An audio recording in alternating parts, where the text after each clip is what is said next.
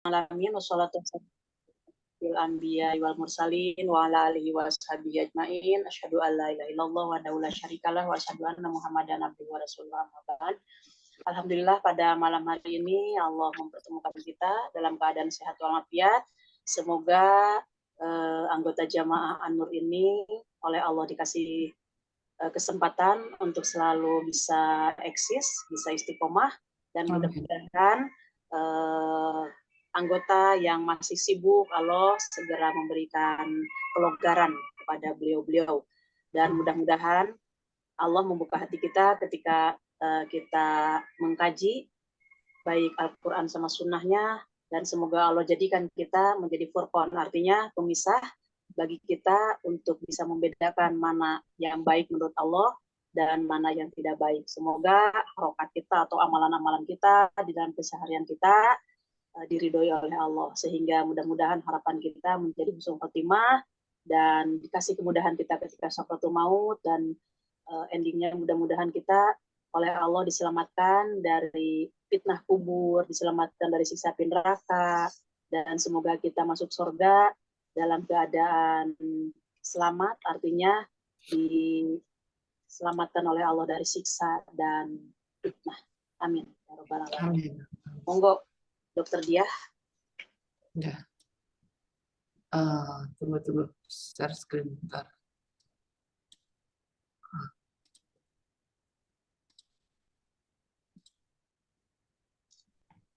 Mbak Susi, dua ayat nih.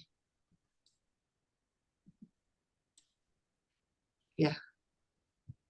9 dulu ya. Monggo Mbak. Masih unmute, kepencet. Oke, ya sudah ini deh. Langsung artinya, Ustaz. Ya. Sungguh, Bismillahirrahmanirrahim. Bismillahirrahmanirrahim. Sungguh Al-Quran ini memberi petunjuk ke jalan yang paling lurus dan memberi kabar gembira kepada orang mukmin yang mengerjakan kebajikan, bahwa mereka akan mendapat pahala yang besar. Kemudian ayat selanjutnya, Ustaz Aya. Ya, monggo, kata Dokter Diah, 22. Iya.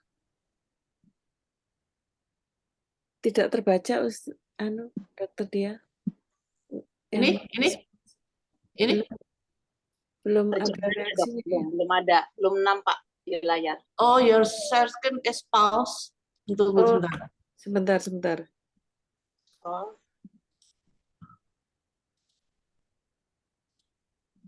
Sudah. Sudah kelihatan mestinya. Ya.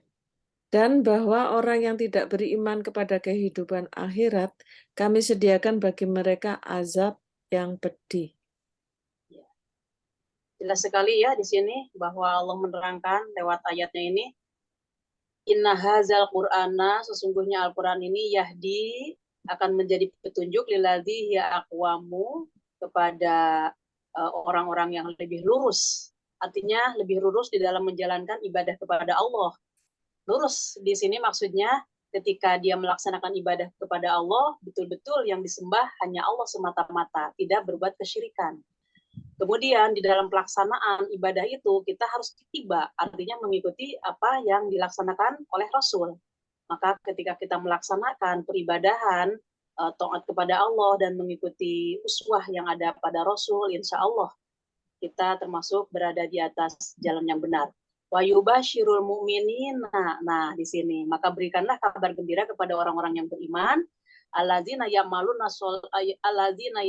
sholihat, yaitu orang-orang yang mengerjakan amal soleh. Annalahum, bahwa sesungguhnya mereka ajrun kabiro, ada pahala yang besar. Jadi orang yang melaksanakan betul-betul ibadahnya tidak menceng dalam kesyirikan, dan dia itu mentaati, tunduk patuh kepada Allah dengan ittiba kepada Rasulnya, yaitu Nabi Muhammad. Maka orang tersebut diberikan kabar gembira akan mendapatkan pahala di sisi Allah yang sangat besar.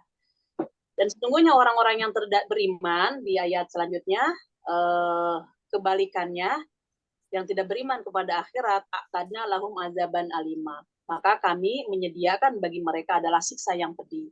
Maka ketika dia berada di dunia, dalam kehidupannya dia tidak mau melaksanakan taat patuh tunduk kepada aturan Allah, bahkan dia pun tidak mau ikut terhadap apa yang telah diperintahkan, yang diatur oleh Rasulullah.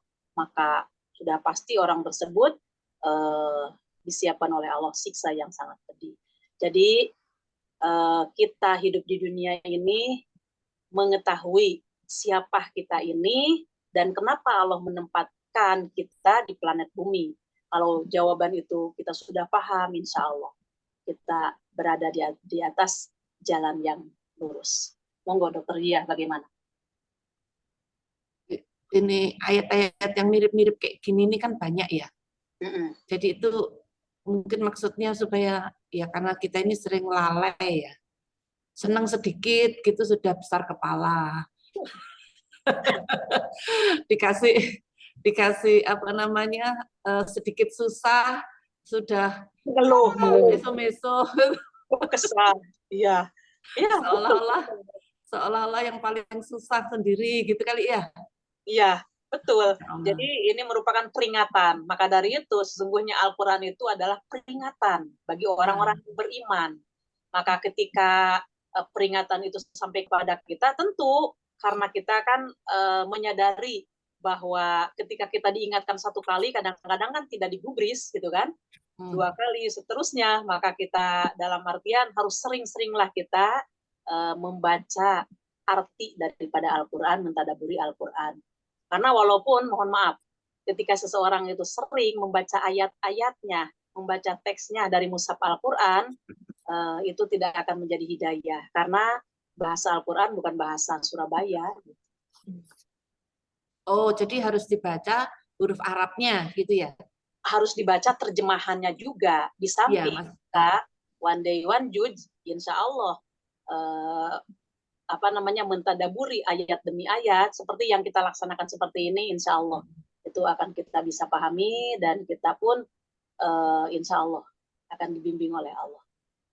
Monggo, Dokter. Kalau Allah sendiri berulang kali mengingatkan kita, apa ini juga berarti kita ini kalau sesama manusia, sama anak kita misalnya atau sama teman kita ya kudu bolak-balik dikasih tahu juga ya. Iya betul. Jadi untuk menegakkan kalimat watawasobil haqi watawasobil sobri itu kan betul-betul watawasobil haqi saling memberikan peringatan terhadap kebaikan yang hak itu harus disampaikan. Kemudian ketika kita menyampaikannya, kita pun harus sabar dan sabar dalam memberikan peringatan kepada orang tersebut. Betul itu. Karena kita tidak lepas dari gangguan setan. Setan itu mengganggu kita ini dari berbagai arah kan. Monggo untuk melengkapi ini, biar tahu aja di surat Al-A'raf, Dok. Al-A'raf, oke. A'raf, saya lihat dulu. Oh, ayat. Suratnya surat ke-7 ya. Ayatnya saya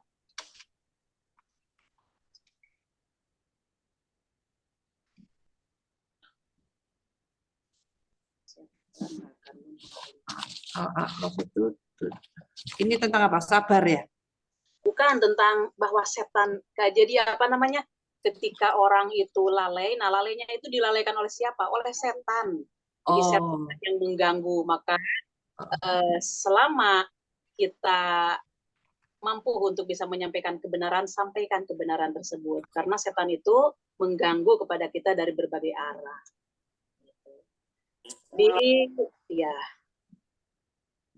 Di ayat 16, 17. 16, 17. Ya, sampai 18 pun boleh. Ya.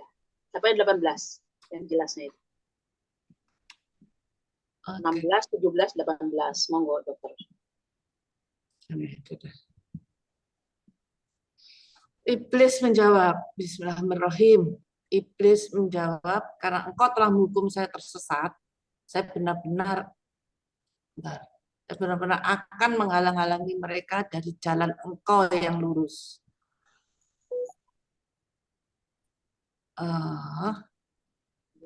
Loh, salah ya? Oh ya, 17. Kemudian saya akan mendatangi mereka dari muka dan dari belakang mereka, dari kanan dan dari kiri mereka, dan engkau tidak akan mendapati kebanyakan mereka bersyukur taat. Oke. Allah berfirman, keluarlah kamu dari surga itu sebagai orang terhina lagi terusir. Sesungguhnya barang siapa di antara mereka mengikuti kamu, benar-benar aku akan mengisi neraka jahanam dengan kamu semua. Tuh, jelas ya. Setan itu begitu. Sistem kerjanya setan dalam menggoda manusia. Dari berbagai arah, tapi insya Allah maka dari itu kita harus selalu diingatkan dengan Al-Quran. Monggo balik ke Al-Isra. Kalau tidak ada pertanyaan. Ada Ustazah, ini mumpung sebentar lagi mau puasa ini Ustazah. Ya. Nah, itu kan di situ apa setan itu kan berusaha menggoda kita ya.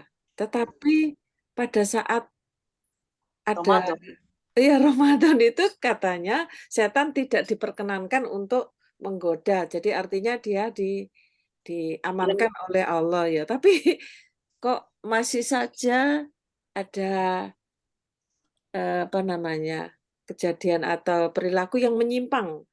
Itu Ya. bagaimana Ustazah? Itu korelasinya karena tabiatnya dia. Iya. Selain Ramadan, setan itu kan dilepas lagi. Maka ketika si setan itu dilepas, kita tidak terbiasa mengendalikan dari bisikan-bisikan setan, dari ajakan-ajakan setan. Maka ketika bulan Ramadan, tabiat itu ada bekasnya. Bekas godaan-godaan setan itu berbekas di orang tersebut. Ya, tabiatnya dia. Karena di dalam hati manusia itu fa'alhamaha fujuraha wa taqwaha. Allah telah mengilhamkan kepada diri manusia itu antara jalan, maksudnya apa namanya, kekuatan takwa dan kekuatan jahatnya sudah ada, sudah memiliki dua potensi tersebut. Maka nanti fenomena apa yang muncul dari orang tersebut ketika dia bisa mengendalikan yang jahatnya itu, insya Allah yang muncul adalah ketakwaannya. Tapi kebalikannya, kalau dia tidak latihan untuk melaksanakan ketakwaannya, banyak kita perhatikan bahwa yang muncul itu adalah kejahatan-kejahatan. Seperti itu. Dan untuk mengendalikan itu tiada lain kecuali dengan ilmu syar'i, yaitu ilmu agama, mempelajari Al-Quran sama Sunnah. Insya Allah itu yang akan menjadi filter bagi kita. Itu dok. Itu Bunda. Monggo dokter dia. Ya. Sudah Mbak. Pak Susi lanjut ya. Iya. Pak Susi. Jadi ya kayak seperti perasaan seperti apa malas atau perasaan iri, dengki itu kan katanya godaannya setan ya. Tetapi pada saat puasa itu masih ya, ada. Iya, kadang timbul kan seperti itu. Ada orang ini tapi iya, bagaimana itu Ustaz? Ya, itu harus didampingi dengan ilmu, Bun. Di dalam hadis itu kan dikatakan bahwa sesungguhnya iri dengki itu tidak akan merubah takdir. Itu di dalam hadis Muslim. Bahwa iri dengki itu tidak akan mengubah takdir. Kita harus yakin itu. Karena jadi pembelajarannya bagi kita, kenapa kita mesti iri kepada dia ya? Nah, padahal Allah sudah menakdirkan dia harus seperti itu. Kalau toh saya benci pun, iri pun kepada dia, tetap kebaikan Allah kepada dia akan berjalan terus. Kenapa mesti iri? Nah, dari situ insya Allah dan didampingi dengan doa-doa kita, hasbunallahu wa ni'mal wakil, ni'mal maula wa ni'man nasir. Kita mohon kepada Allah, Allahumma a'inni ala zikrika wa syukrika wa husni ibadati. Ya Allah, nah di situ kita panjatkan. Jadi di samping kita ada rasa seperti itu, kita pun disuruh berdoa kepada Allah. Ya Allah, bantulah aku untuk selalu berzikir kepadamu dan selalu bersyukur kepadamu atas pemberian yang kau berikan kepadaku ya Allah, gitu kan. Dan di dalam bab juhud, di dalam Muslim pun disebutkan bahwa apabila kamu melihat masalah dunia, hendaklah kamu melihat ke bawah. Artinya ke bawah itu orang yang lebih kurang dari kita. Maka ketika kita melihat ilmu agama, lihatlah kepada orang yang lebih tinggi daripada kita supaya kita ada rasa semangat dan termotivasi untuk mencari ilmu agama atau beribadah gitu maksudnya. Tapi kalau begitu giliran masalah dunia, lihatlah orang yang ada di bawah kamu. Nanti kamu akan bisa bersyukur. Tapi kalau begitu giliran dunia, kamu lihat orang yang lebih dari kita, maka syukurnya itu akan hilang. Rasulullah aja, iri aja nanti datang. Ketika itu muncul di hati kita, setan berkesempatan untuk mengganggu. Ini. Tapi kan tadi kalau Ramadan itu dibilang setan-setan itu diikat gitu ya. Ya. Supaya, nah, tapi masalahnya itu ngebedainnya gimana ya?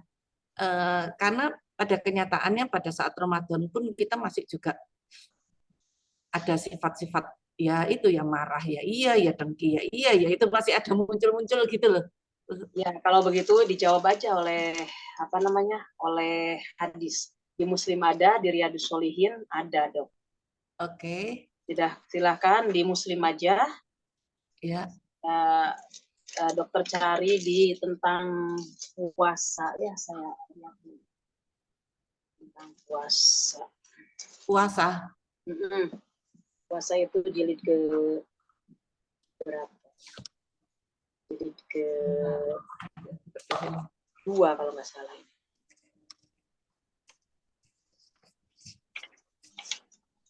Puasa.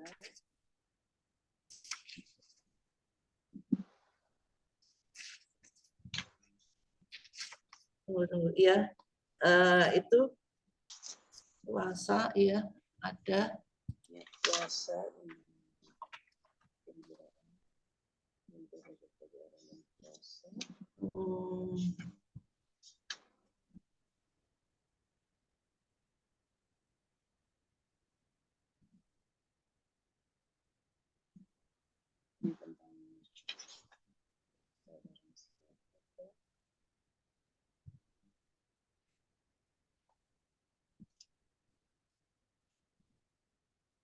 Yang jelasnya itu tentang puasa itu di halaman 246 pun jelas. 246 haram itu ya?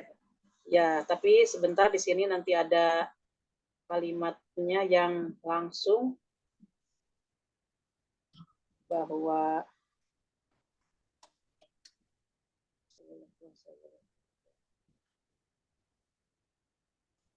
kalau sulit nyari di sini, saya diambil di Riyadus Sholihin ya. Riyadus Sholihin jilid 2, Dok. Riyadus Sholihin. Iya, saya. Oke.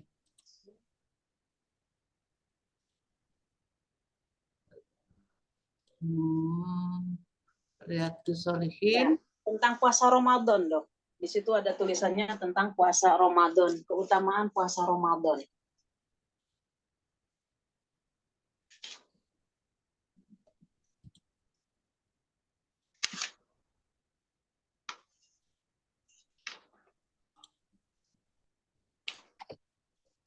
Oh, Riyadus Sholihin saya jadi satu. Ya, itu di bab tentang puasa aja. Di itu apa namanya? Di daftar isinya. Oke. Bentar. Orang puasa harus memelihara gitu. Ada kalimat memelihara. Itu jawabannya yang jelas. Harus memelihara.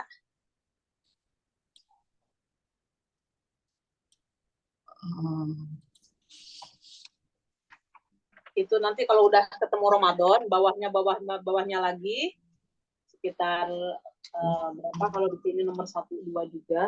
Judulnya orang puasa harus memelihara, ada kalimat memelihara.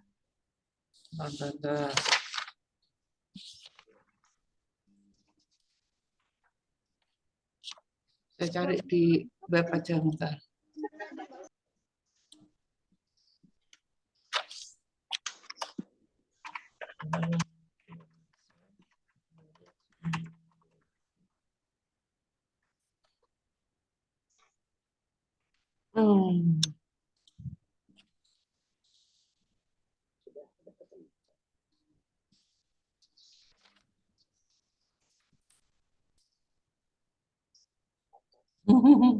Ketemu tak?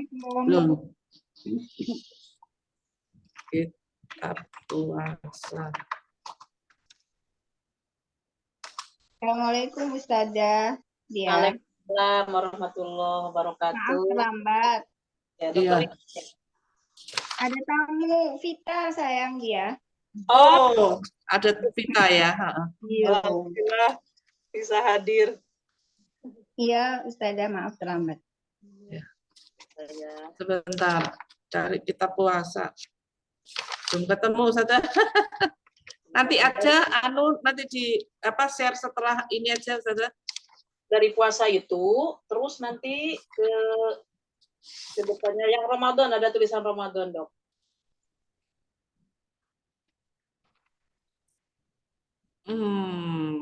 Ya, ya, ya. Fathus Sholihin.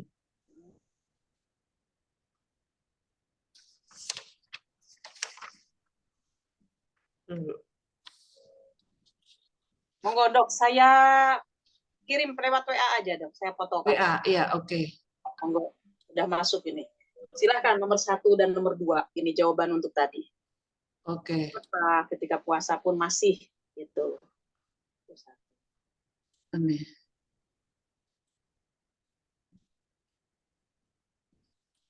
Ini ya.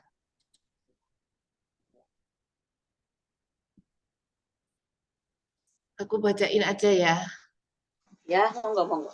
Abu Hurairah radhiyallahu anhu berkata, Rasulullah Shallallahu alaihi wasallam bersabda, jika kamu sedang berpuasa, maka jangan berkata keji dan jangan ribut atau marah. Dan jika ada orang yang memaki atau mengajak berkelahi, hendaknya diberitahu, saya berpuasa. Nah, ini. Oh. Jadi ini yang harus dijaga oleh kita. Apabila kamu dalam keadaan berpuasa, janganlah berkata kotor. Ya, terus itu. Yang berkaitan dengan syahwat juga. Dan jangan gontok-gontokan, nanti jangan sampai ada pertengkaran, bentak-bentakan. Kalau toh ada orang yang memarahin kita, kita tahan, saya lagi puasa. Jangan kita balas, walaupun kita mampu untuk membalasnya. Nah, ini. Jadi harus kita betul-betul itu dipelihara. Bukan hanya puasa lapar dan haus aja, tapi kita puasakan mulut kita, pikiran kita, hati kita pun ikut puasa. Insya Allah. Ini ya, tidak boleh melayani caci maki atau berkelahi ini ya. Nah, itu. Ini untuk latihan kita. Oh. Jawabannya. Hadis yang keduanya? Abu Hurairah radhiyallahu anhu berkata, bersabda Nabi Shallallahu alaihi wasallam, siapa yang tidak suka meninggalkan kata-kata dusta dan perbuatan yang palsu, maka Allah tidak membutuhkan daripadanya puasa meninggalkan makan dan minumnya. Oh, jadi tidak dianggap puasanya ini ya. Jadi tidak punya pahala. Puasanya sah. Puasanya sah, tapi pahalanya kosong. Pahalanya kosong. Karena Allah tidak butuh tadi kan.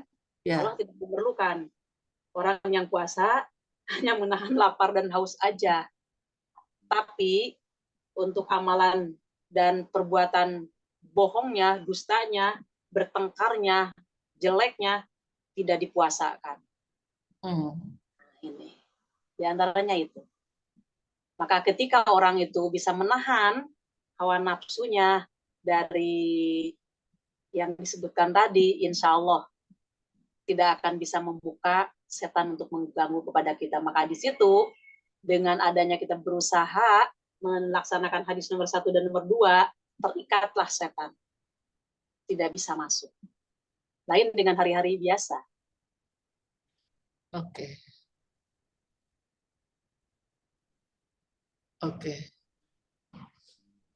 Kembali ke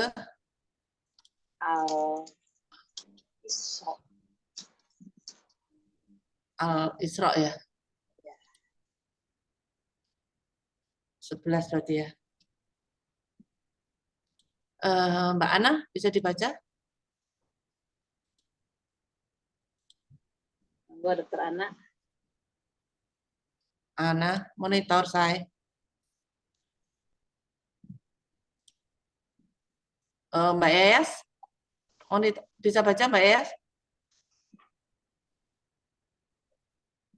Oke, kalau gitu Wiwin aja deh. Monggo Wiwin. Itu yang ini ya, 11. ayat 11. Heeh. Ya, 2 ayat ya, 11, 12. baik. Dan manusia seringkali berdoa untuk kejahatan sebagaimana biasanya dia berdoa untuk kebaikan. Dan memang manusia bersifat tergesa-gesa. Paham dong? Iya. Jadi maksudnya ini mungkin ya Ustazah, kalau kita mangkal sama orang terus kita mendoakan jelek gitu ya Ustazah maksudnya ya? Bisa jadi untuk orang lain, bisa jadi untuk diri sendiri. Oh, Kalau Allah menguji seseorang itu, dia umpamanya sakit, udah berobat, loh kok sakit saya ini nggak sembuh-sembuh, lebih baik aku mati. Ya, kadang-kadang kan timbul. Iya, iya, iya. Dia mencaci maki sendiri, seolah-olah menggampangkan mati itu, dianggapnya akan memberikan solusi bagi dia. Padahal tidak seperti itu, gitu. Kenapa itu terjadi? Ya karena jauh dari ilmu agama, boleh jadi seperti itu. Jadi paham, ketika Allah memberikan musibah itu tidak paham. Iya. Iya ya, seringkali kecetus gitu aja ya Ustazah. Ya, Kebiasaan jelek berarti ya harus ya dirubah. itu betul. Jadi di sini Allah tuh ngingetin ya bahwa sebetulnya kita ini ya sadar atau tidak kita sadari doa baik sama doa buruk itu hampir sama ya. Ya. Tergantung situasi kondisi kita kan ya. Iya, iya. Nah, gitu.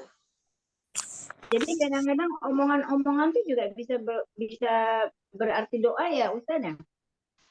Iya, doanya di situ ya, iya bisa berarti doa dalam artian dia kalimatnya bukan doa ya, tapi apa namanya, ngerasulnya gitu kan ya, keluh kesahnya dia. Keluh kesahnya itu ya. Kalau doa itu kan menjadi permohonan kita kepada Allah untuk minta dikasih kekuatan. Ya Allah, saya ini penyakit ini. Mohonnya kan kita kepada Allah mohon sembuh. Ya Allah, mohon kesembuhan. Atau kita ada ketersinggungan oleh orang lain. Astagfirullahaladzim, ya Allah. Kalau masalah sakit apa namanya metafisik kan nggak seperti sakit fisik dengan obat itu gitu kan. Kalau metafisik itu kan astagfirullahaladzim, kita kan zikir kepada Allah, introspeksi, kok kenapa ini terjadi ya Allah, jadi kita kembalikan, sakit rasanya gitu kan. Nah, insya Allah ketika kita sadar dan kita tabah dalam menghadapi musibah tersebut, nggak akan lama, paling sehari 2 hari sakit hati udah gitu hilang lagi, serahkan kepada Allah. Jadi kita yakinkan didampingi oleh agama bahwa barang siapa yang berbuat zolim, maka pasti Allah akan membalasnya.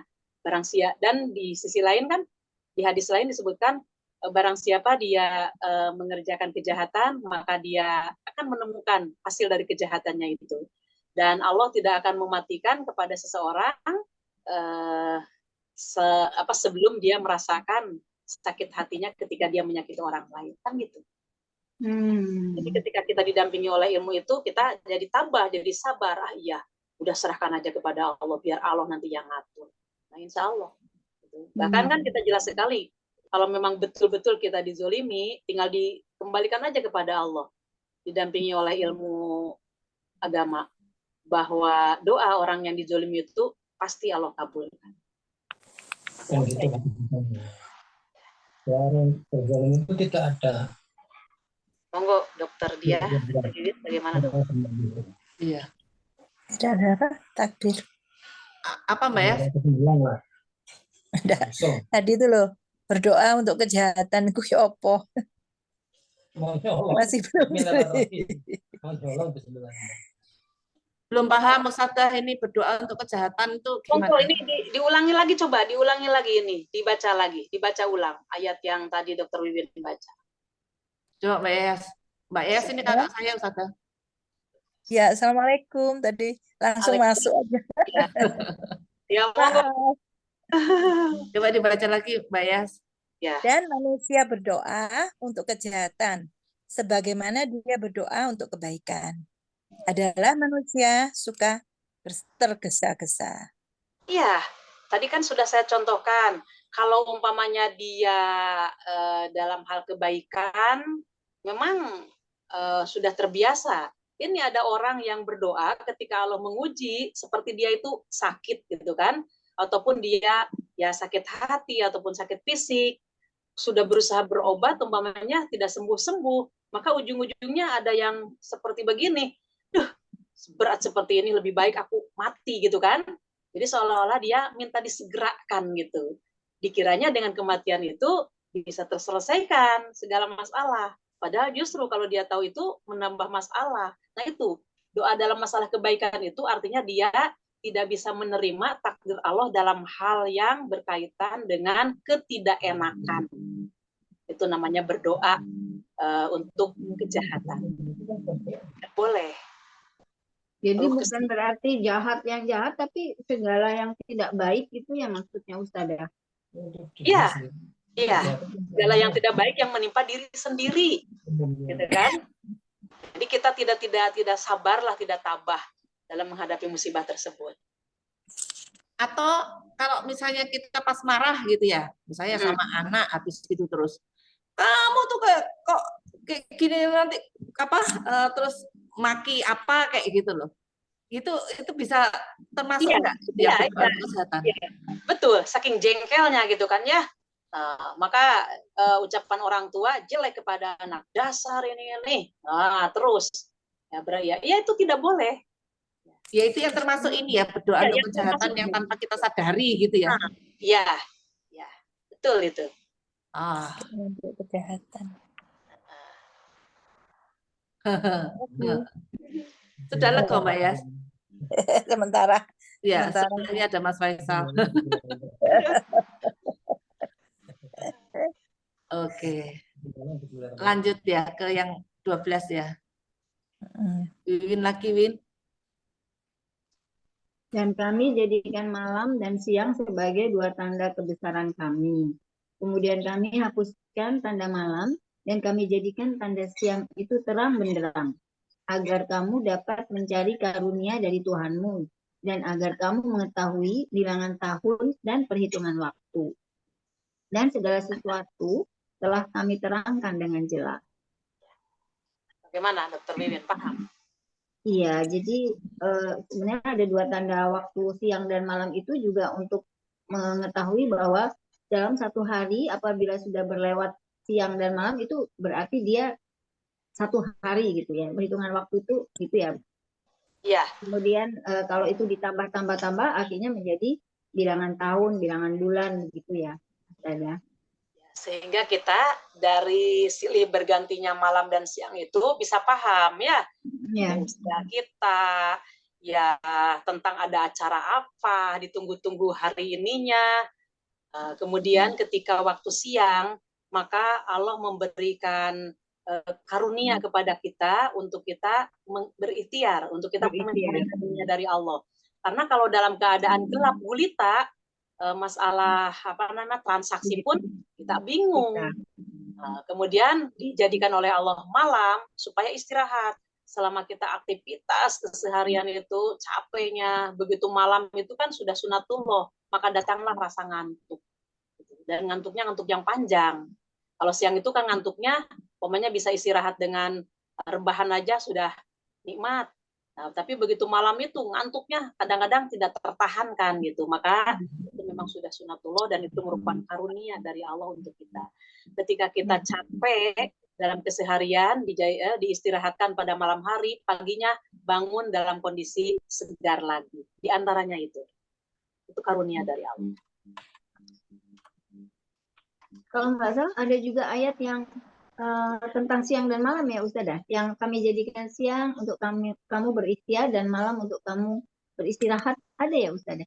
Iya itu ada itu. Dan untuk apa Allah menjadikan siang dan malam, dilanjutkan dari ayat itu untuk menyempurnakan ajalmu katanya. Ya kan?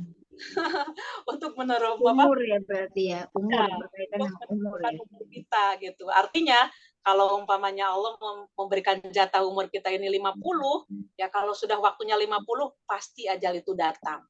Jadi dan di sisi lain, di ayat lain Allah menjadikan manusia itu dari lemah. Setelah lemah Allah menjadikan kuat, setelah kuat Allah menjadikan lemah dan dia beruban. Akhirnya Allah di situ mengambil ajalnya dia. Ada yang seperti itu. Yasin itu kemarin ya. Di Yasin ada, ya di surat Al-Hajj kalau nggak salah itu ada juga. Ya. Ya. Dan memang sunatullah, tidak ada orang yang makin tua makin kuat, tidak ada. Ya, nggak ada. Biarpun makin minum obat kuat ya Ustazah. Oh iya, iya ada. Nah, Suplemen keriput itu juga nggak ada ya Ustazah, semua keriput ya, ya. tahu suplemen apa makan itu tiap hari, gizi ini, gizi itu, untuk penguat tulang dan lain sebagainya. Masya Allah. Ya memang sunatullah seperti itu. Iya. Mudah-mudahan Allah menjaga kita, yang merahmati kita. Amin, amin juga. Amin, amin.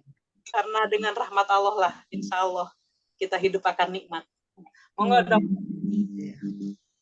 13 sama 14 Mbak Yayas? Mbak Yayas. Yo. 13-14 ya. Dan setiap manusia kami ikatkan perbuatannya ke kuduknya. Dan kami keluarkan baginya pada hari kiamat sebuah buku yang diterimanya terbuka. Langsung 14. Iya. Bacalah bukumu. Cukuplah engkau sendiri pada hari ini menghitung amalmu. Itu gimana maksudnya? Setiap manusia kami ikatkan Ya. perbuatan ke kuduknya. Apa itu maksudnya?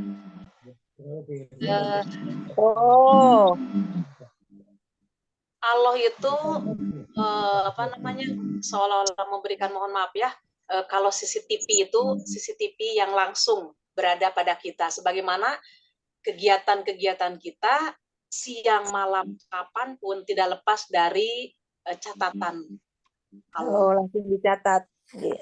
Baik dan buruknya udah ada catatannya, itu maksudnya. Maka dikalungkan dalam leher kita, itu maksudnya itu kita tidak bisa lepas. Malaikat Raqib Atid ya, Ustazah. Dalam surat Qaf itu jelas sekali. Untuk lebih jelasnya monggo dokter, ya di dalam surat Qaf ya. Surat Qaf. Surat Qaf itu surat keberapa? Iya, ayat. Sudah ketemu surat Qaf-nya? Surat ke? Udah ini. Surat keberapa? 50. Surat ke-50. Ayatnya ayat 6 gitu kalau nggak salah, apa berapa? 6. Ini. Maka tidakkah mereka perhatikan langit yang di atas mereka ini? Bentar. 16 dong. 16, oke. 16, yang jelasnya itu di 18. Langsung 18 apa 16 dulu? Monggo dari 16 biar jelas. Sampai 18 sampai 19. Ya. Pendek-pendek ini kok. Monggo Mbak Yas. Dan sungguh kami telah menciptakan manusia, dan kami mengetahui apa yang dibisikkan oleh hatinya. Dan kami lebih dekat kepadanya daripada urat lehernya. Jadi, ya itu tadi dicatat itu ya? Iya, dikalungkan di leher kita itu maksudnya. Loh, 17-nya belum. Ingatlah ketika mencatat dua malaikat yang mencatat. Ingatlah ketika mencatat dua malaikat yang mencatat duduk di sebelah kanan dan di sebelah kiri. Terakhir 18. Tidaklah diucapkan suatu perkataan, melainkan ada di sisinya malaikat pengawas yang hadir. Itu tadi ya, malaikat Atid. Gimana ya kalau kita ini rokib dan atid?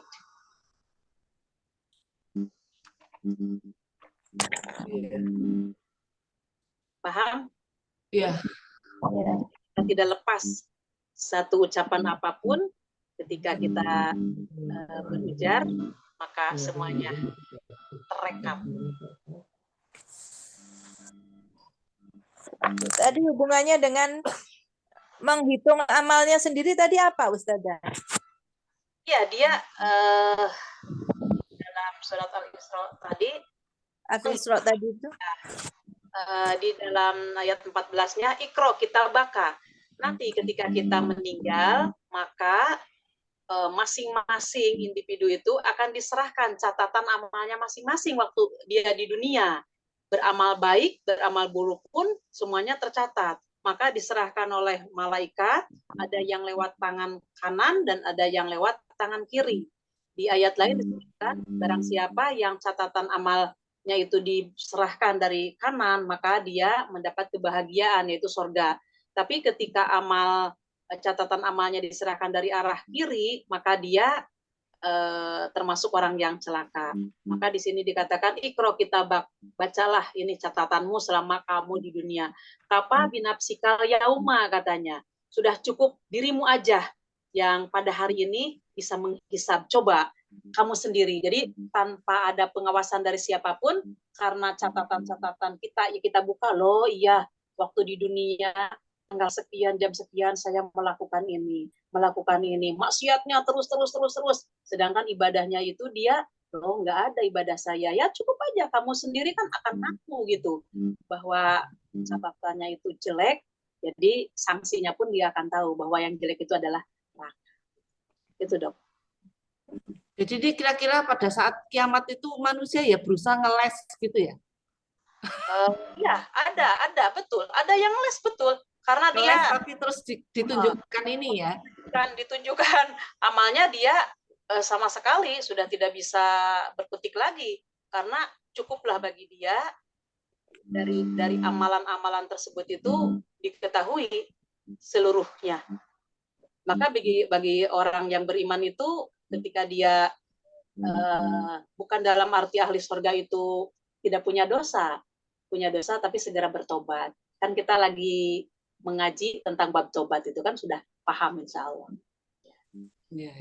Ya monggo dok, saya barusan sampaikan ini. WA. Nah, monggo. Ini ya.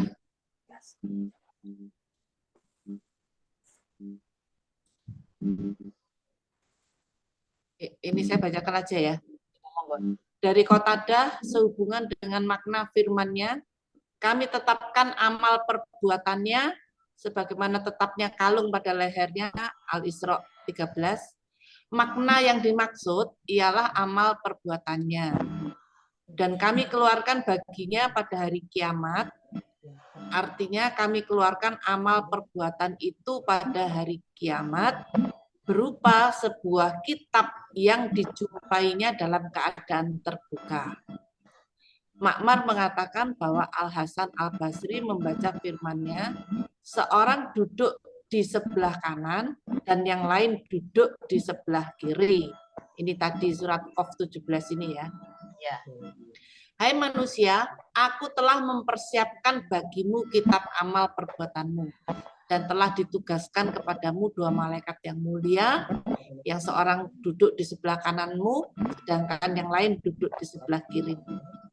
Malaikat yang ada di sebelah kananmu bertugas mencatat semua amal baikmu, sedangkan malaikat yang duduk di sebelah kirimu bertugas mencatat semua amal burukmu. Maka beramalah sesukamu, sedikit ataupun banyak. Apabila kamu telah mati, maka buku catatanmu itu ditutup. Lalu aku kalungkan di lehermu bersama kamu dalam kuburan, hingga kamu dibangkitkan nanti pada hari kiamat. Lalu dikeluarkan bagimu sebuah kitab yang kamu jumpai dalam keadaan terbuka. Bacalah kitabmu. Itu di Al-Isra 14 hingga akhir ayat. Sesungguhnya demi Allah Maha Adillah Tuhan yang menjadikan dirimu sebagai penghisap terhadap dirimu. Ya, jelas ya. Ya. Nah, jadi innallaha alimun bizati sudur. Allah itu mengetahui terhadap apa yang berada di dalam dada-dada kita. Nampak atau tidak nampak. Jadi kita tidak lepas selama di dunia ini dari pengawasan Allah. Mau melarikan apa? Mau lari kemana? Di sini disebutkan bahwa beramallah sesuka kamu. Artinya bagi orang yang tidak nurut, tidak taat, tidak patuh terhadap ajaran Allah, silahkan kamu berbuat apa. Nanti akan kamu tahu akibatnya, hasil dari perbuatanmu selama di dunia. Ditunjukkan seperti itu. Mudah-mudahan ini motivasi bagi kita untuk selalu jujur dan taat, insya Allah. Monggo, bagaimana, dokter? Oke, lanjut, nggih. 15 ya, Ustazah. Ya, 15. Bismillahirrahmanirrahim. Barang siapa berbuat sesuai dengan petunjuk Allah, maka sesungguhnya itu untuk keselamatan dirinya sendiri. Dan barang siapa tersesat, maka sesungguhnya kerugian itu bagi dirinya sendiri. Dan seorang yang berdosa tidak dapat memikul dosa orang lain. Tetapi kami tidak akan menyiksa sebelum kami mengutus seorang rasul. Paham, Dok? Ini kayak ayat yang sebelumnya itu kan ya. Ada yang ayat berapa ini? 13 8 apa berapa itu? Nomor 9 tadi. Apa? Ayat nomor 9. Iya kayaknya ya. Awal-awal itu ya. Dan di sini coba dokter bisa atau ini sebelum ini apa? Ini loh. Nah, ini loh ya. Jika kamu berbuat baik berarti kamu berbuat baik untuk dirimu sendiri ini ya. Ya. Jika kamu berbuat jahat maka kerugian. Berarti mohon maaf ini yang ajaran Nasrani bahwa apa namanya Yesus itu memikul dosa umatnya itu ya tidak benar ya. Tidak benar. Ya, ternyata begini kata Allah. Nah itulah ketika itu bertentangan dengan Al-Quran, itulah yang dirubah oleh mereka. Maka dari itu kan kita di dalam hadis disebutkan Allah, mereka itu kan itu Injil itu dari Allah. Tapi di situ sudah dirubah oleh mereka. Maka ada yang patut kita percaya, ada yang patut kita tidak percaya karena sudah dirubah oleh tangan-tangan mereka. Ya, merekanya tentu mereka yang paham tentang itu. Karena boleh jadi suatu kebutuhan, ada keperluan tertentu. Terus artinya yang ini tetapi kami tidak akan menyiksa sebelum kami mengutus Rasul ini apa maksudnya orang-orang yang di masa Pakroh apa kayak gitu ya? Coba dokter baca baca ulang. Barang siapa berbuat sesuai dengan petunjuk Allah, maka sesungguhnya itu untuk keselamatan dirinya sendiri. Nah, kalimatnya sesuai dengan petunjuk Allah. Barang siapa yang dia beramal selama di dunianya mengikuti aturan-aturan Allah, maka dia menjadi penyelamat. Amalan itu untuk dirinya sendiri. Artinya ketika kita hidup di dunia, kita kan tahu bahwa kita ini sebagai hamba Allah dan ditempatkan oleh Allah di bumi ini untuk apa tujuan Allah? Maka dijawab oleh Allah, aku tidaklah menciptakan manusia dan jin kecuali hanya untuk beribadah. Ya. Nah, ketika kita beribadah, cara ibadah kita ini ditentukan oleh Allah dan ritual-ritual yang kita lakukan pun harus sesuai dengan yang ditentukan oleh Allah. Maka ketika orang itu beribadah mengikuti aturan Allah, maka dia akan mendapatkan keselamatan untuk dirinya sendiri. Artinya di dunia dia mendapatkan maslahat dan selamat, di akhirat pun dia akan mendapatkan selamat dari siksanya Allah. Gitu. Karena lepas dari sanksi, lepas karena dia sudah sesuai amalannya dengan pelaturan-pelaturan Allah. Tapi lanjutnya, monggo. Dan barang siapa barang siapa tersesat, maka sesungguhnya kerugian itu bagi dirinya sendiri. Ketika dia sesat dari ajaran Allah, Al-Quran dan Sunnah, jauh dia menjalankan Al-Quran dan Sunnah, maka itulah yang dikatakan sesat. Sesat Allah itu artinya orang yang dia jauh dari Al-Quran sama Sunnah, itulah yang dikatakan sesat. Nah, setelah dia mendapatkan kesesatan, lanjut lagi kalimatnya. Dan seorang yang berdosa tidak dapat memikul dosa orang lain. Ya, segitu dulu. Paham ya? Ya. Ketika dia itu berzina, ya nggak bisa dibebankan kepada saudaranya, pada siapapun. Pokoknya dosa apapun. Syirik, dia tidak bisa dibebankan kepada orang lain. Yang menanggung dosanya itu dia sendiri yang mendapatkan sanksi dari Allah. Nggak bisa dinisbatkan kepada keturunan. Artinya gini, saya ini kan anaknya ustadzah gitu. Jadi kalau ada masalah ya saya nanti tinggal panggil orang tua saya, atau kebalikannya, saya punya anak gini dalam artian dia ibadahnya tinggi sekali. Ya kalau saya ada apa-apa tinggal panggil anak saya atau saudara saya. Tidak bisa. La waziru waziratun wizra ukhra. Seseorang tidak bisa menanggung dosa dan tidak bisa dibebankan itu pada orang lain. Kalau anak-anak gimana, Ustaz? Belum akhir balik. Kalau anak-anak dia berbuat baik di dalam hadis, maka orang tuanya itu mendapatkan kebaikan dari kebaikan anak tersebut. Jadi artinya karena dia belum punya catatan, maka kebaikan-kebaikan yang dilakukan oleh anak itu diterima orang tua. Contoh, kalau orang tua itu mendidik di dalam agama, dia belum balik, didik sholatnya, cara bacaannya, mengarahkan untuk bisa membaca Al-Quran, puasa. Padahal dia, kalau laki-laki kan belum 15 tahun. Batasannya di dalam Islam itu untuk laki-laki baliknya itu 15 tahun. Nah, selama dia melaksanakan kebaikan-kebaikan itu, maka kebaikan tersebut diterima oleh orang tuanya. Tapi ketika dia pas 15 tahun, artinya baliknya, maka dia sudah siap di dalam menjalankan mengemban tugas dari Allah. Sholatnya dia sudah siap, sudah go dalam segala urusan peribadahan. Insya Allah seperti itu. Itu kalau kebaikannya ya Ustazah. Kalau kenakalannya atau kejahatannya misalnya, anak-anak sekarang yang sudah mulai ada yang ini ya. Anak SMP jadi bandar narkoba. Ya, kalau sudah, mohon maaf ya, kan orang tua itu sudah pasti insya Allah kalau orang tua yang beriman mengharapkan anaknya itu soleh. Nah, itu untuk mendidik soleh itu mohon maaf ya, sekarang pendidikan agama di sekolah-sekolah itu sangat jauh. Bahkan ketika anak itu memegang HP, apapun dia bisa menyentuhnya tanpa sepengetahuan orang tua. Nah, dari situ orang tua harus betul-betul ekstra waspada dalam segala urusan, terutama menanamkan pendidikan agama. Insya Allah ketika dia belum balik, udah mengetahui tentang ilmu agama, berarti ada basic untuk dia. Maka senakal apapun, ketika agamanya itu penuh padanya itu dan Allah. Itu kita harus betul-betul didiknya. Kalau kita tidak bisa mendidik, ya mendatangkan orang yang bisa mendidik dalam agama. Harus seperti itu.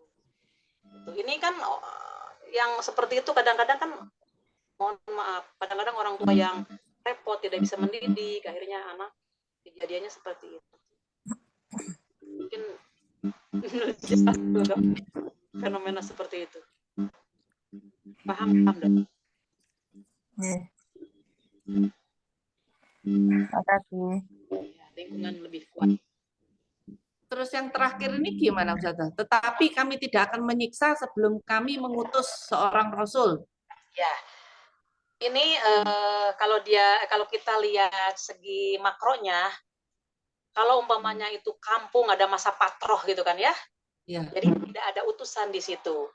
Maka seperti gini, mohon maaf, ketika Nabi Isa itu diutus, kan sudah bertahun-tahun, sampai ratusan tahun, baru diutus lagi Nabi Muhammad.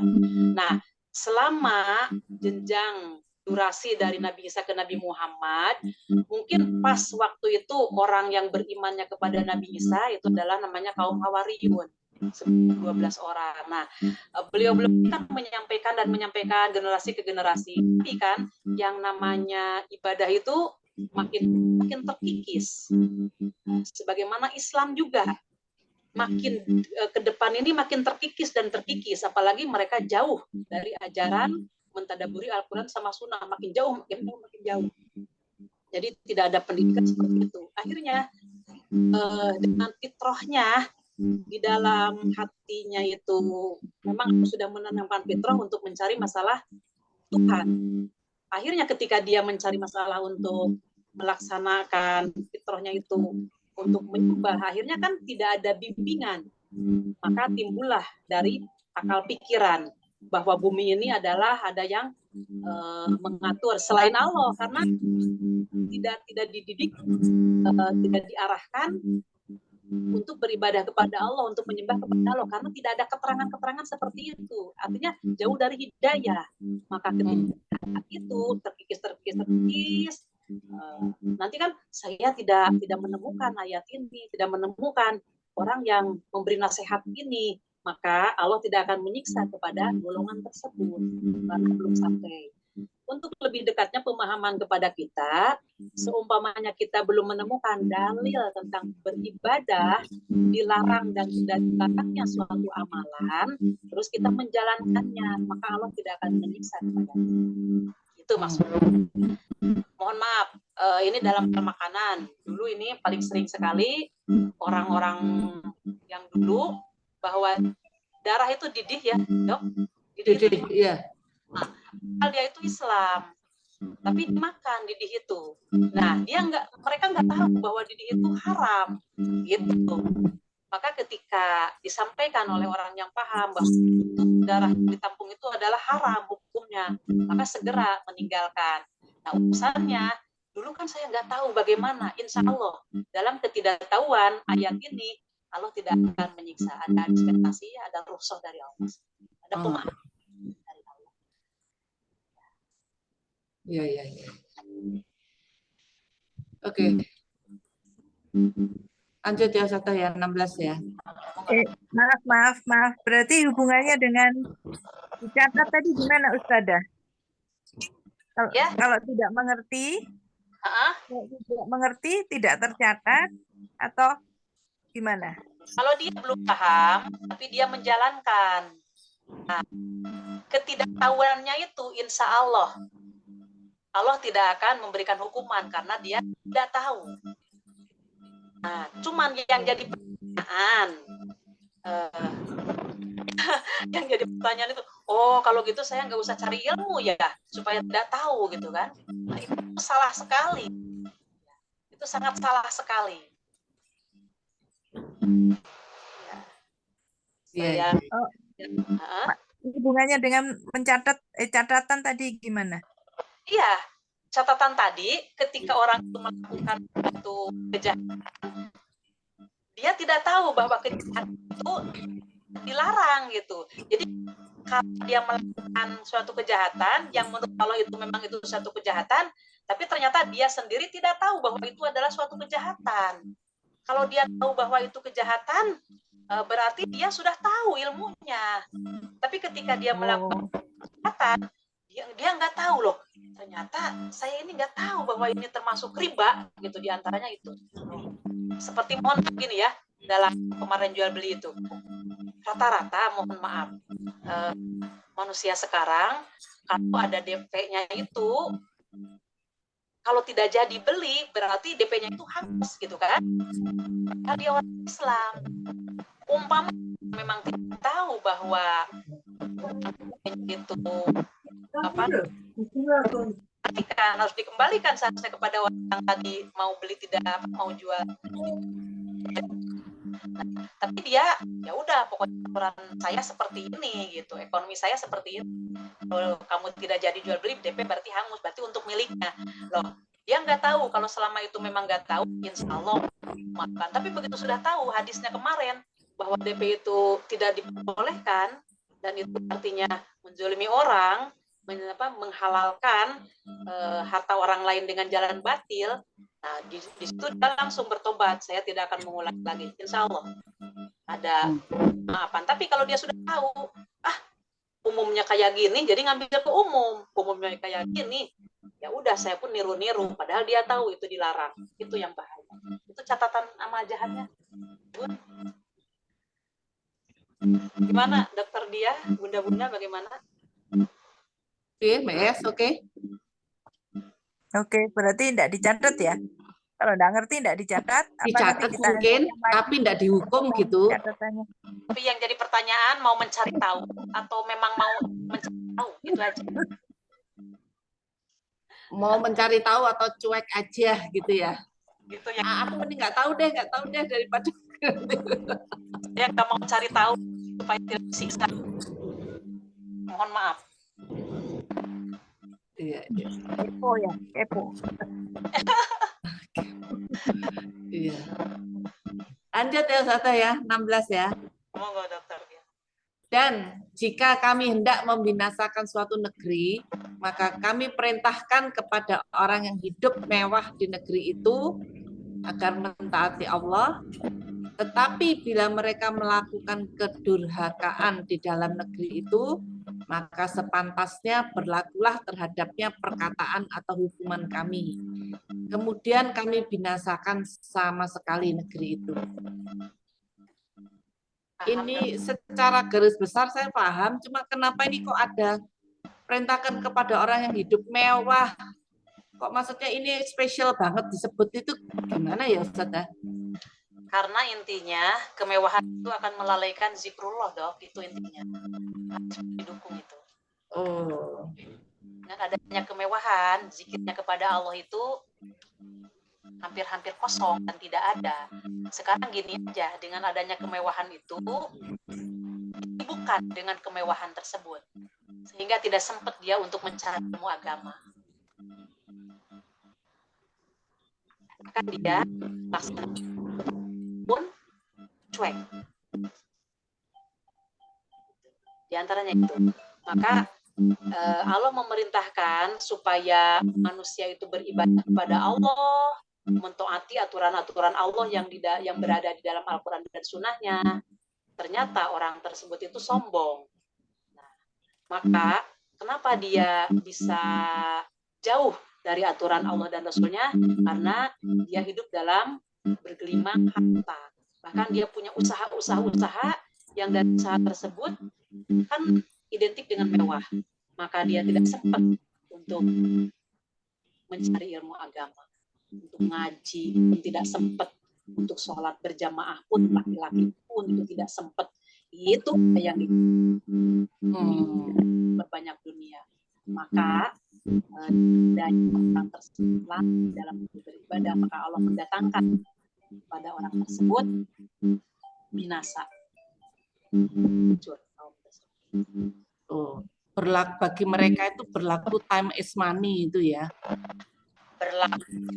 Ya, waktu adalah duit ya. Jadi untuk agama ya, nanti Ustazah, pokoknya penting duit gitu ya.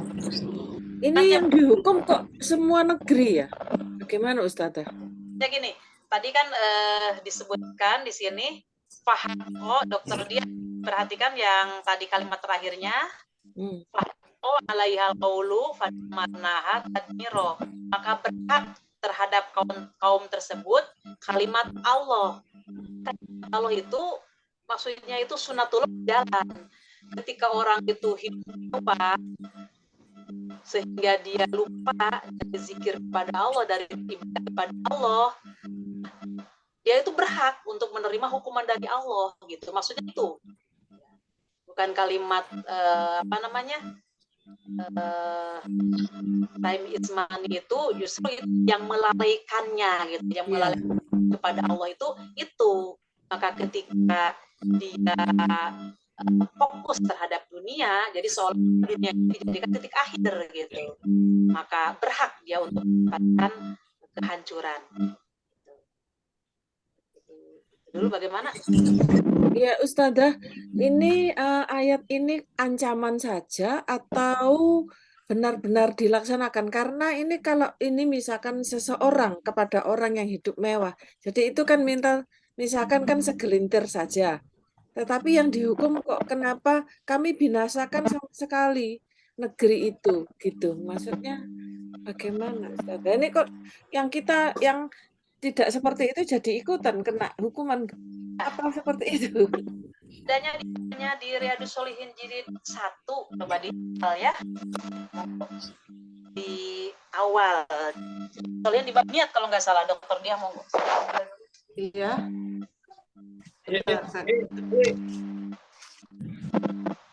Bab niat, nggih. Di bab niat. Coba ya untuk jawabannya.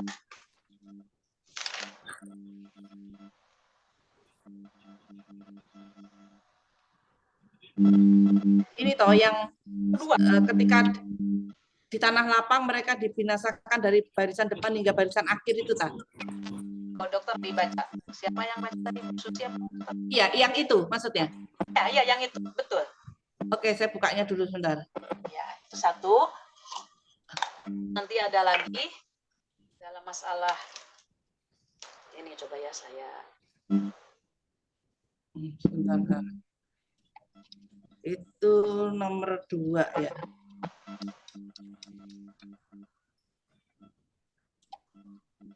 Bentar.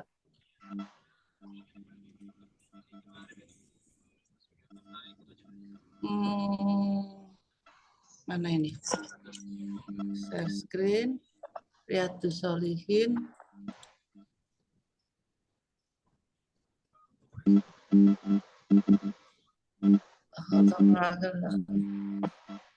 Ini Mbak Susi di nomor 2 ini Mbak Susi. Ya, bismillah. Dari Ummul Mukminin yaitu ibunya sebenarnya adalah bibinya. Abdullah yakni Aisyah radhiyallahu anha berkata, saya mendengar Rasulullah Shallallahu alaihi wasallam bersabda, ada sepasukan tentara yang hendak memerangi, menghancurkan Ka'bah. Kemudian setelah mereka berada di suatu padang dari tanah lapang, lalu dibenamkan dalam tanah tadi dengan yang pertama sampai yang terakhir dari mereka semuanya. Aisyah bertanya, saya berkata, wahai Rasulullah, bagaimanakah semuanya dibenamkan dari yang pertama sampai yang terakhir? Sedang di antara mereka itu ada yang ahli pasaran. Maksudnya para pedagang, serta ada pula orang yang tidak termasuk golongan mereka tadi, yakni tidak berniat ikut menggempur Ka'bah. Rasulullah Shallallahu alaihi wasallam menjawab, ya semuanya dibenamkan dari yang pertama sampai yang terakhir. Kemudian nantinya mereka itu akan dibangkitkan dari masing-masing kuburnya sesuai niat-niatnya sendiri untuk diterapi dosa atau tidaknya. Disepakati atas hadis ini muttafaq alaih, yakni disepakati kesahihannya oleh Imam Bukhari dan Imam Muslim. Lafaz di atas adalah menurut Imam Bukhari. Paham? Ini satu negeri karena apa Ustazah ini? Yang satu ini kan tadi ada niat untuk menghancurkan Ka'bah. Maka niatnya itu oleh Allah pada waktu itu dihancurkan.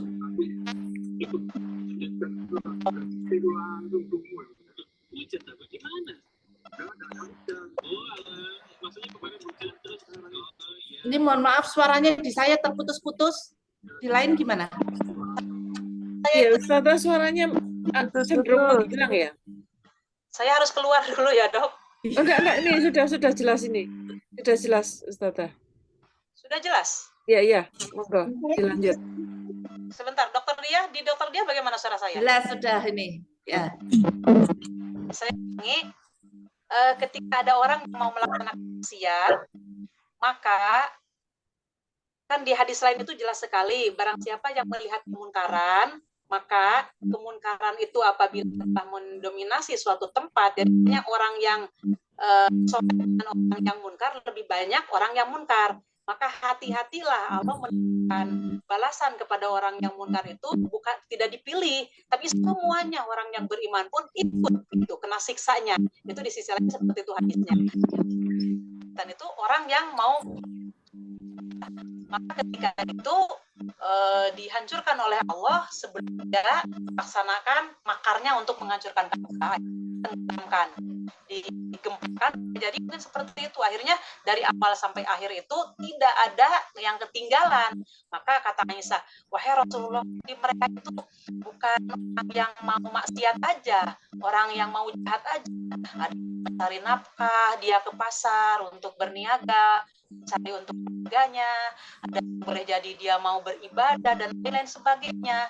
Maka kata Rasulullah, memang demikian. Nah nanti setelah dia hancur, setelah dia meninggal, akan dibangkitkan sesuai dengan niatnya masing-masing. Yang niatnya tadi nafkah untuk dia, berarti dia berada di jalan Allah. Yang niatnya dia untuk mencari ilmu, maka dia pun berada di jalan Allah. Yang niatnya berangkat untuk menyampaikan sedekah dan lain-lain sebagainya, berada di jalan Allah. Tapi tadi ada orang yang niat menipu, orang yang memang niatnya itu mau membeli orang. Nah, itulah yang dibangkitkan sesuai dengan niat masing-masing. Itu udah. Nah, Bu Susi Ya, bagaimana? jadi tidak dipilih ya, semua dihabisin saja gitu ya. Tapi nanti pada hari kiamat dihisap sesuai dengan amalannya sendiri, toh. Ya, betul. Dibangkitkan. Sesuai dengan amalan masing-masing. Maka ketika ini kita ya waspadalah. Kenapa itu terjadi? Kan untuk umat Nabi Muhammad ya berbeda umat sebelumnya. Kalau untuk umat Nabi Muhammad itu ditangguhkan balasan-balasannya itu, siksa-siksanya itu ditangguh dengan umat-umat terdahulu. Umat-umat terdahulu itu ketika dia melaksanakan maksiat langsung seperti kaum Nuh, kaum Lut. Tapi untuk umat Nabi Muhammad ini maka Allah memberikan tangguh. Ubah dong.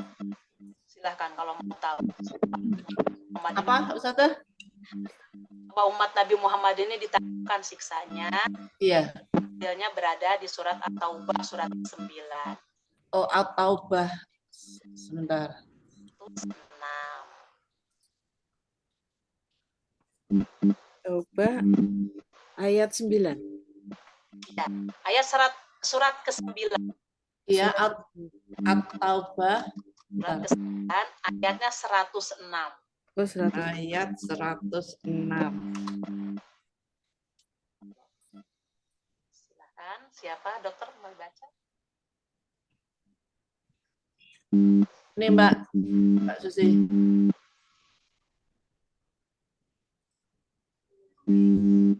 Oh ini ya. Ya, Bismillahirrahmanirrahim. Dan ada pula orang-orang lain yang ditangguhkan sampai ada keputusan Allah. Mungkin Allah akan mengazab mereka dan mungkin Allah akan menerima tobat mereka.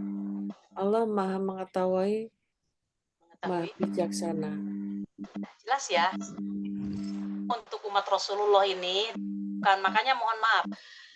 Waktu di zaman Nabi Musa itu kan Allah menyampaikan hari Jumat untuk Jumatan, tapi mereka menolak orang Yahudi itu.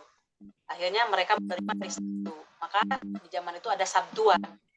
Kemudian hari Jumat ini diserahkan juga untuk beribadah kepada orang Nasrani. Dalam hadisnya itu, maka diterima oleh Nasrani, maka ini mengambil hari Minggu. Nah, maka diterimalah Islam. Jumat. Hari Sabtuan yang dilaksanakan di orang-orang Bani Israel, ada bagian orang yang tidak ikut Sabtuan, karena itu Jumatan ibadahnya itu. Maka Allah memuji dengan kali yang di situ penuh dengan ikan, tapi pilnya itu atau pancingnya itu tidak dimakan oleh si ikan-ikan itu gitu kan. Ketika itu dikasih tahu oleh kiainya kalau sekarang kan hari Jumat ini Sabtu, ini harus khusus untuk ibadah kepada Allah gitu. Kan dari itu oleh Allah langsung hanya diberikan kepada mereka dengan kalimat Allah, jadilah kamu kera-kera. Nah, di sisi lain, jadi mereka juga babi di ayat yang lainnya. Nah, untuk Nabi Muhammad ini kan wajib melaksanakan. Maka ketika ada orang-orang yang masih berkeliaran, terutama kan bagi laki-laki yang tidak ada yang sudah dewasa, mereka Islam tapi masih banyak yang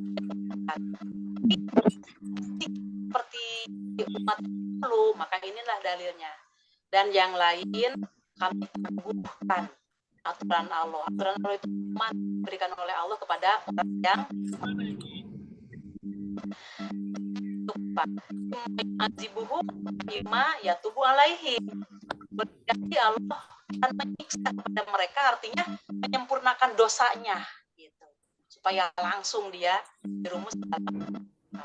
Boleh jadi Allah memberikan tangguh untuk bertobat. Jadi ketika waktu dia mudanya jahat seperti itu, tapi begitu usia agak tua, ternyata dia sekarang ya baik sekali gitu. Dia bertobat. Nah, jadi ketika dia bertobat kan ada pengampunan dari Allah ketika dia meninggalkan ibadah sebelumnya. Itu Bu Susi, monggo. Bagaimana dokter dia? Ya, Mbak Susi sudah jelas ya? Ini masih ada kesempatan bertobat berarti ya, Ustazah. Sampai jadi kalau sebelum keputusan Allah diberikan, mereka bertobat berarti Ya, terima tobatnya. terima. Oh ya Allah, ini ya inilah rahmat dari Allah bahwa umat Nabi Muhammad itu seperti ini. Dari Allah. Allah sangat sayang sekali kepada umat Nabi Muhammad itu. Sayang umat Nabi Muhammad. Dalam hadis disebutkan bahwa Rasulullah itu kepada para sahabat ada orang yang mau masuk surga, tapi ada pula orang yang enggan masuk surga. Sahabat apa ayah ya Rasulullah, mas yang tidak mau masuk surga? Dijawab oleh Rasulullah secara diplomasinya Rasulullah, man atau ani paman asni barang siapa yang taat kepadaku maka dia akan masuk surga. Tapi barang siapa yang mentah, yang melanggar aku, yang tidak taat kepadaku, enggan, artinya enggan dia masuk surga. Itu maknanya.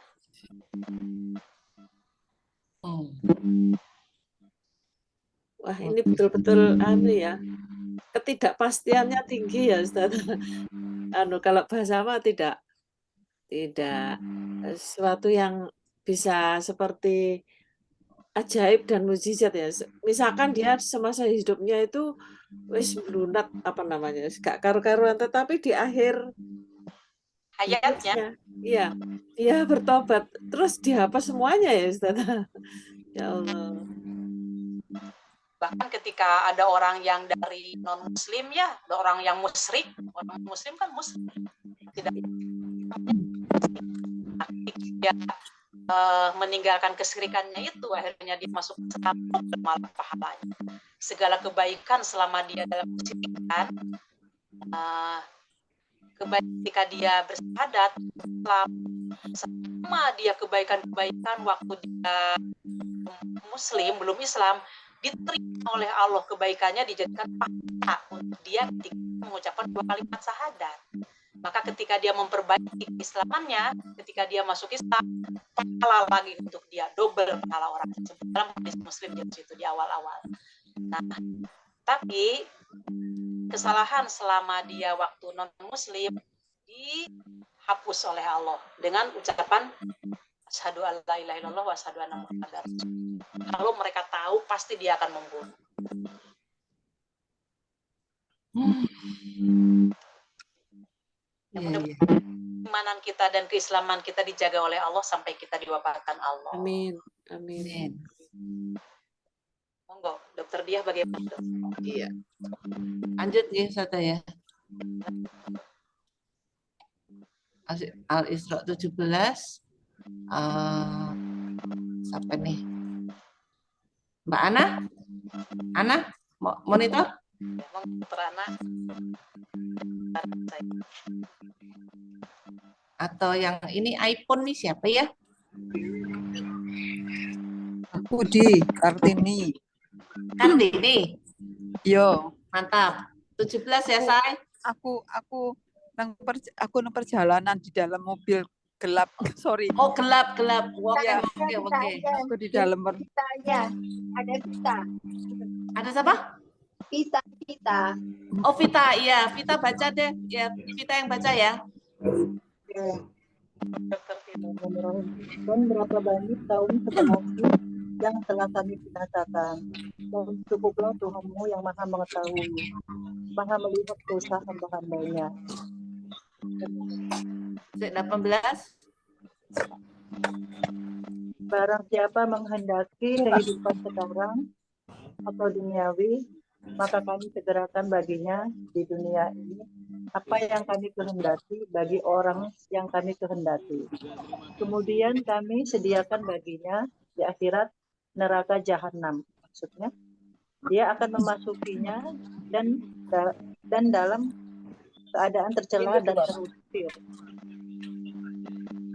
Maksudnya gimana ini, saudara? Kemudian kami sediakan baginya di akhirat neraka jahanam. Di sini banyak Putus-putus ya. kaum sesudah Nabi Nuh itu telah kami binasa. Kenapa? Ambil iPad ketinggalan.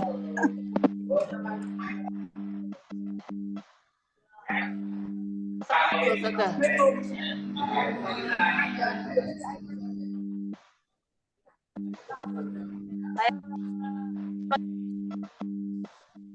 Ustazah? Ya. Monggo. Ya.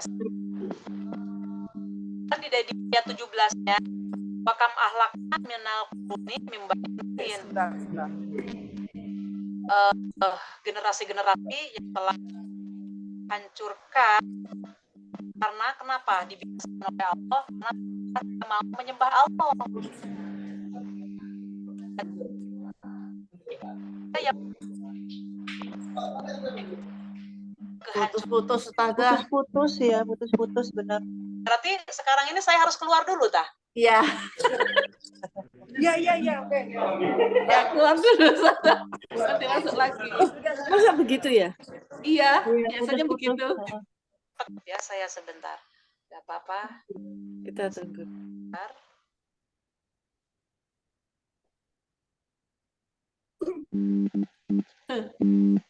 Berapa kali itu begitu.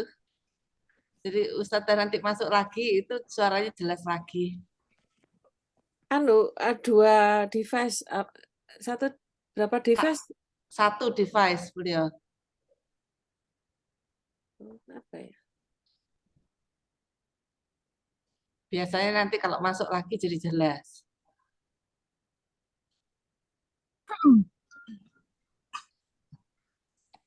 Aneh. Tapi ya wis dilakonnya. Ustazah itu pakai iPad, tablet. Enggak, tablet biasanya. Ayo, ke tablet. Kapsul.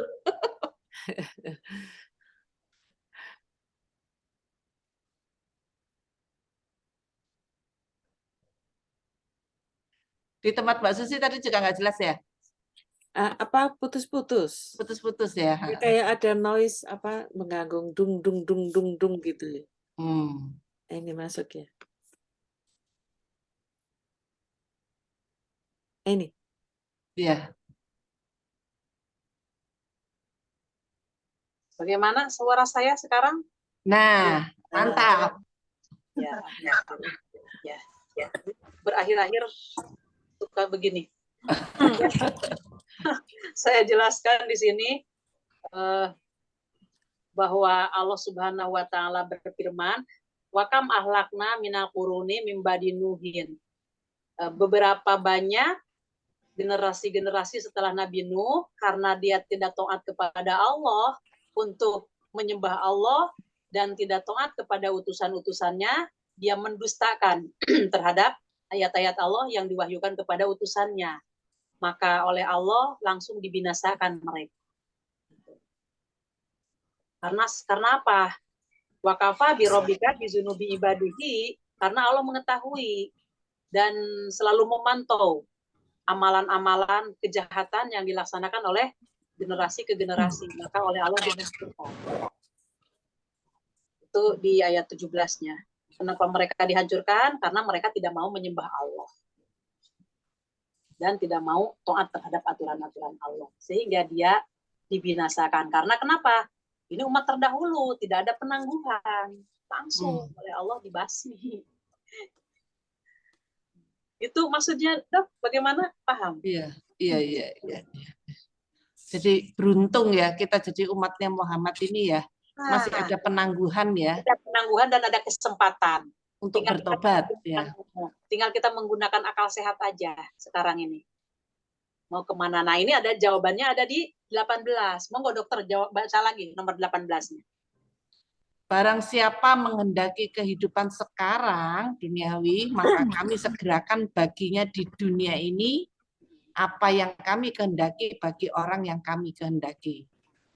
Kemudian kami sediakan baginya di akhirat neraka jahanam. Dia akan masuk dalam keadaan tercela dan terusir. Oh iya. Paham ya? Iya.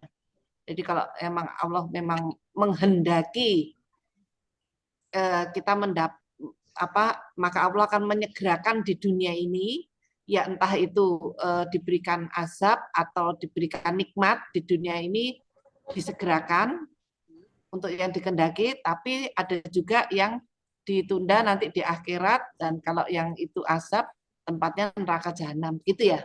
Ya, tapi pilihan ada pada manusia juga kan, Dok? Iya. Masalahnya manusia punya keinginan, dibekali oleh Allah fasilitas akal. Sebagaimana kalau umpamanya kita lagi nyetir, di depan itu ada jeglongan, apakah kita menghindar atau mau meluruskan kendaraan kita ke jeglongan? Dan kita akan tahu akibatnya gitu kan. Nah, itu pilihan ada di kita gitu.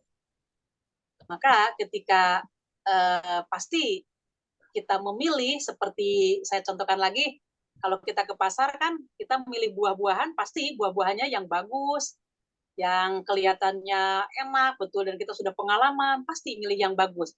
Kok kenapa akal kita tidak digunakan untuk memilih akhirat itu yang bagus untuk kita?